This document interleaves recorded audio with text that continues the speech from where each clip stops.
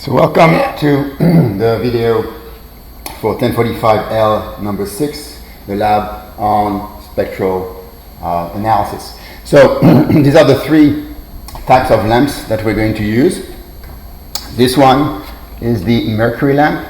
It looks different from the others because well, mercury is a toxic material, and the manufacturers of those devices, which are fantastic, doesn't want to deal with mercury. So we have to use an old-fashioned lamp. I did not turn it on because mercury actually emits a lot of UV rays.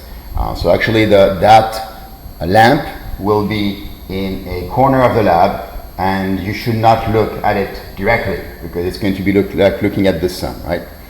So, and here we have the hydrogen lamp that you've seen in class already, which is pinkish. And here we have a helium lamp, which is almost white, slightly yellowish.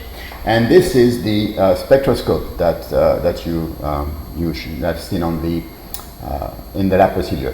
There's a TIN number on it because you're going to calibrate your spectroscope, and as a result, you should use the one that you've calibrated, right? So for the whole experiment, for the whole lab, you should use the same one, which is why I put a TIN number on it. So this is the side that you look at, right? So this is the round side. That's where you're going to look at. And here you have two windows. This is the window where you're going to read from the inside, and this is the slit. So this is where the light goes in. The light gets diffracted on this eyepiece, and then it gets projected on the scale here. You'll see it from the inside, and the reading will be done inside the instrument on that part. Okay. The slit is very, very small, and the lamps are very, very small too.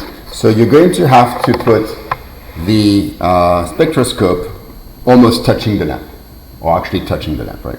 And then you have to look, because the size of the bulb is about the same as the size of the slit. So you need to aim well. And if you do not touch the lamp, it could get hot, especially the mercury lamp is going to get extremely hot, right? But they're all getting hot, so do not touch it. Technically, two of you could do it. You could have one person look at it from the left side like this, and then another person look at it from the other side by using the instrument upside down. And then you have to read the scale upside down, right? So we'll see. So there are two. You have to read the helium, which is for the calibration of the spectroscope, and then the hydrogen will be for interpretation, and the mercury will also be for interpretation. The helium has a lot of bands. It will take a lot of time. Therefore, just manage your time accordingly. Hydrogen is going to be much faster. So I'm going to ask you to try to work on hydrogen and on hydrogen and helium first. And once everyone has read the hydrogen, I will swap this bulb for a helium lamp. Right? This way we'll have two helium lamps, and we'll have more people that can read the helium at the same time. Right? So this the hydrogen should not take too long.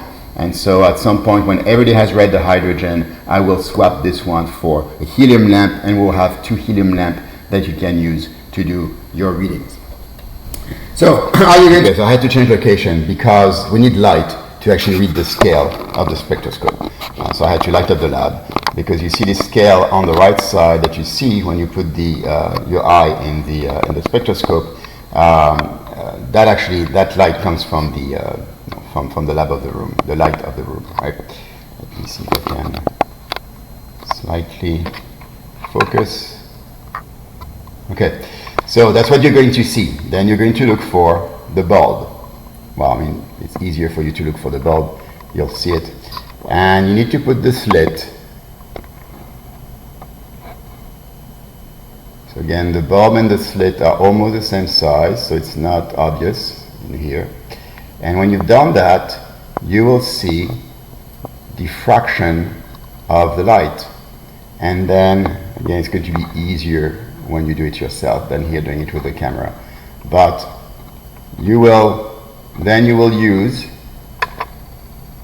the scale on the right side to read the wavelength of every band. And again, this is helium, therefore you have a lot of bands, right? But you have the list of the band that you're supposed to read.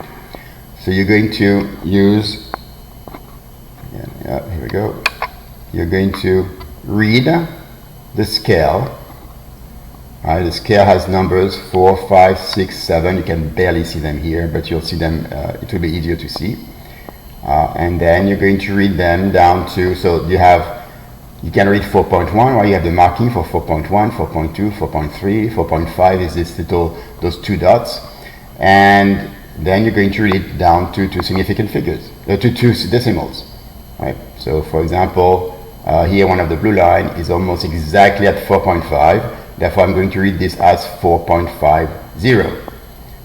Then there's a green line, which is more or less a little bit after 5.5.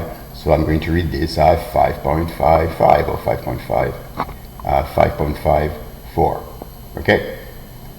So you're going to do that for mercury, for hydrogen, and for helium. Then you're going to do a calibration curve based on helium, which will allow you to read the scale for hydrogen and for mercury. And then once you're done, you'll be able to calculate the energy of all those wavelengths and of all those electron transitions within the element. And that's it. That is lab 1045L number 6, spectral analysis.